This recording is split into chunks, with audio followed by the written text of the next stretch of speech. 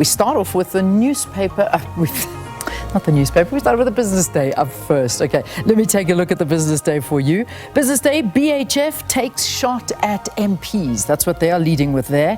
National Health Insurance, Parliament failed in duty with NHI Act. That's what the top court is told. The Board of Healthcare Funders has launched a fresh legal bid to overturn the National Health Insurance Act, asking the Constitutional Court to declare the legislation unlawful and invalid on the grounds that Parliament failed to conduct a proper public consultation.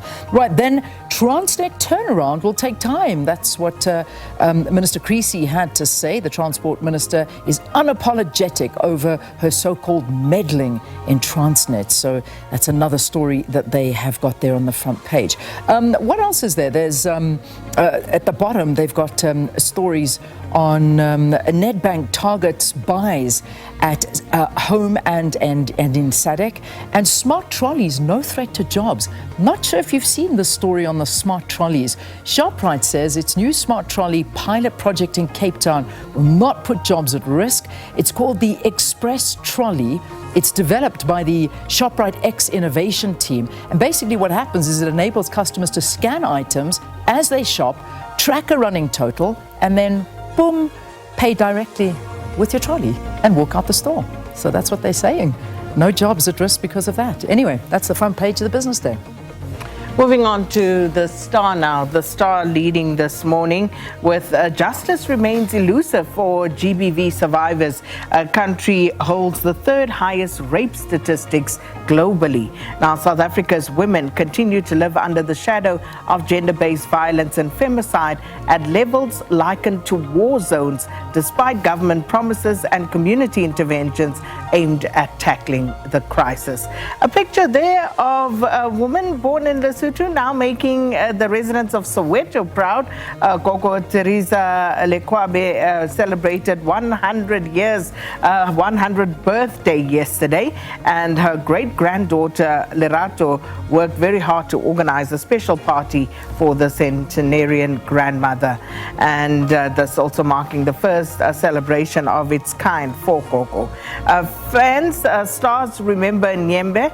The Gauteng MEC for Education, Sport, Arts and Culture, Recreation, Matume Chilwane, is one of the latest people to offer their heartfelt condolences following the passing of South Africa's legendary actress, beloved Nandi Nyembe.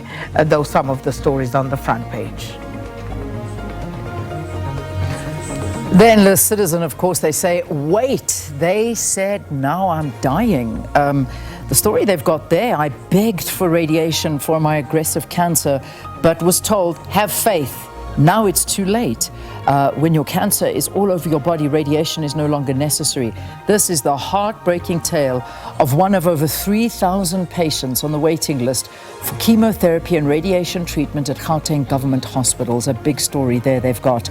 Then the claws are out. That's what they're saying there. And that, of course, is Springbok women's fly half, Libby Janse van Rensburg, celebrating after scoring a try during the Women's Rugby World Cup Pool D match against Brazil at Franklin's Gardens in Northampton yesterday. South Africa won that one 66-6. Go girls, they're doing really nicely there.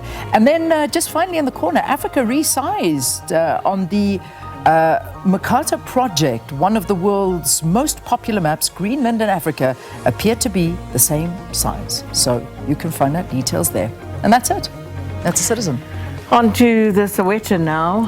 Treasury banks flag U.S. sanctions risks. Finance Minister meets bank CEOs to discuss the consequences for the economy should the U.S. impose sanctions. And this comes as the U.S. is processing a bill that proposes possible sanctions on some ANC leaders and government officials. Details on page 6.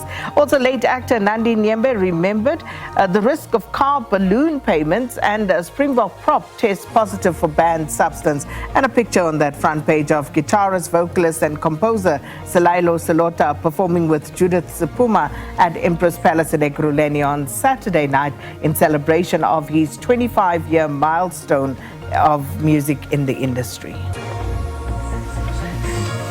Right, remember our SABC News website, sabcnews.com. You can get all of those stories and more on that site, and just please do bookmark this one, and you'll be able to get the news from there. Then, of course, download our app. And that's that on your screen right now. And of course, at your fingertips, access to all of these properties. All you need to do is download and you're good to go.